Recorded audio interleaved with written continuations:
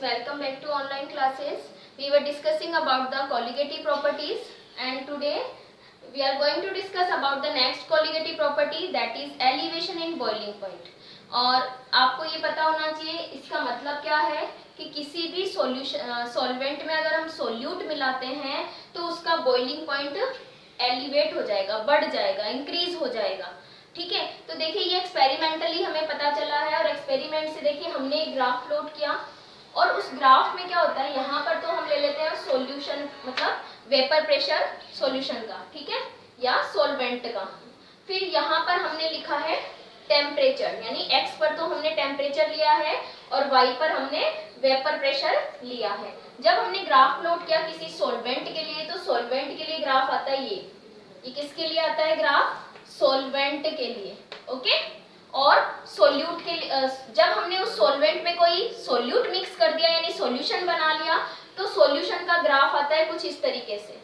ये ग्राफ किसके लिए आता है, सॉल्यूशन के लिए, ओके। और आपको बॉइलिंग पॉइंट का डेफिनेशन पता होना चाहिए। बॉइलिंग पॉइंट क्या है, बॉइलिंग पॉइंट वो टेम्परेचर है जिस पर कोई भी लिक्विड बॉईल होना शुरू होता है, यानी कि लिक्विड का वेपराइजेशन शुरू होता है। और लिक्विड वेपराइज कब होता है, जब उसका जब उसका वेपर प्रेशर यानी किसी लिक्विड का vapour pressure atmospheric vapour pressure के इक्वल हो जाता है। तो कोई भी लिक्विड किस टेम्परेचर पर वेपराइज होना यानी बॉईल होना शुरू करेगा उसे हम बॉइलिंग टेम्परेचर बोलते हैं और बॉइलिंग पॉइंट बोलते हैं। और बॉइलिंग पॉइंट पर लिक्विड का वेपर प्रेशर एटमॉस्फेरिक प्रेशर के इक्वल हो जाता है। मान लीजिए ये एटमॉस्फेरिक प्रेशर है, ये क्या है, एटमॉस्फेरिक प्रेशर, ये वाला, ठीक है।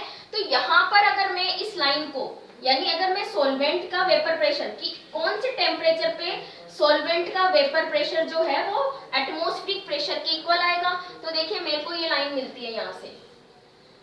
चलिए इसको थोड़ा नीचे बना लेते हैं अपन यहाँ। तो देखिए अगर मैं सॉल्वेंट के लिए वेपर बॉइलिंग पॉइंट कैलकुलेट करूंगी तो इस टेम्परेचर पर, ये देखिए इस टेम्परेचर पर सॉल्वेंट जो है वो बॉईल होना शुरू करेगा क्योंकि ये जो प्रेशर है वो क्या है, वेपर प्रेशर। और इस वेपर प्रेशर एटमॉस्फेरिक प्रेशर के इक्वल ही सॉल्वेंट का वेपर प्रेशर जब होगा उस टेम्परेचर पर वो सॉल्वेंट बॉईल होना शुरू होगा।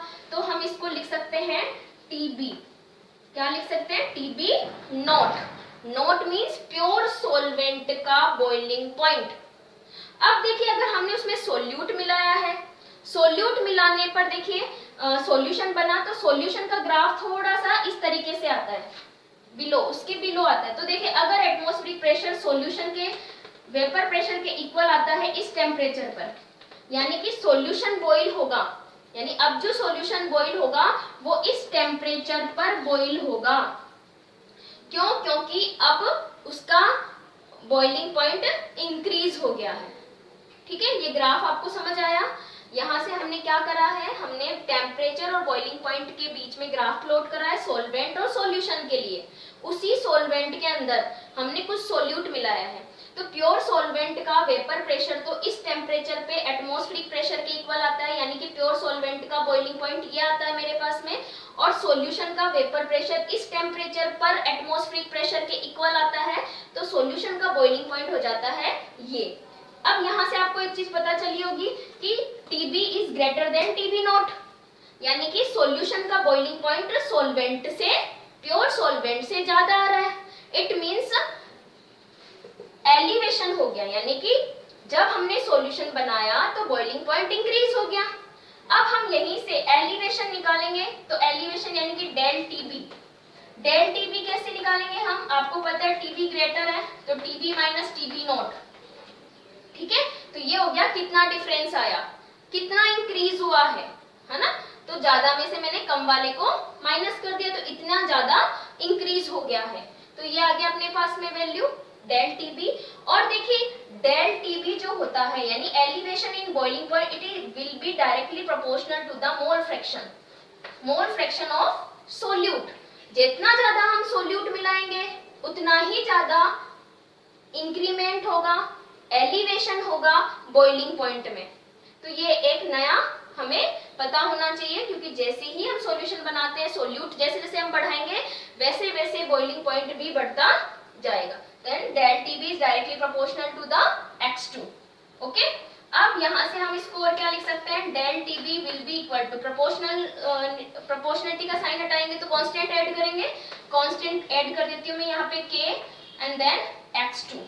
और यहाँ x2 क्या है, आपको सारी चीजें पता होनी चाहिए। x1 is the mole fraction of solvent, ठीक है। x2 हमेशा क्या, मोल फ्रैक्शन ऑफ सोल्यूट, ठीक है।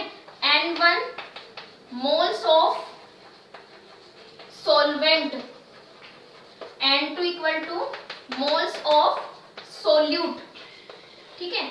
m1 equal to molar mass of solvent, capital M कर लो इसको, ठीक है। और m1 और m2 क्या है, molar mass of solute. w2 क्या है, w1 क्या है, मास ऑफ सोलवेंट एंड w2 क्या है, मास ऑफ सोल्यूट। तो यहाँ देखिए 1 तो हमने लिया सोलवेंट के लिए और 2 हमने लिया है हमेशा सोल्यूट के लिए। ओके, ये चीजें हमें ध्यान रखनी। अब देखिए हम इसको क्या लिख सकते हैं, k equal to x2 mole fraction है, तो मोल फ्रैक्शन किसके, सोल्यूट के। तो हम इसको ऐसे लिख सकते हैं n2 upon n1 plus n2। Okay, mole fraction को हमने ओपन करके लिख दिया है, ठीक है। अब देखिए यहाँ से हम और क्या लिख सकते हैं, अगर मैंने कंडीशन अप्लाई कर ली, कौन सी वाली, n1 is very very greater than n2, n1 is very very greater than n2। It means अगर सोलवेंट, आपको पता है सोलवेंट लार्ज अमाउंट में होता है, तो अगर सोलवेंट लार्ज अमाउंट में है और सोल्यूट बहुत थोड़ा सा है, तो हम यहाँ से प्लस के अंदर जो n2 है इसको नेग्लेक्ट कर सकते हैं। So we can write the equation del TB equal to k n2 upon n1। यहाँ पे k क्या है, k इज द कांस्टेंट, एक कांस्टेंट है, ठीक है।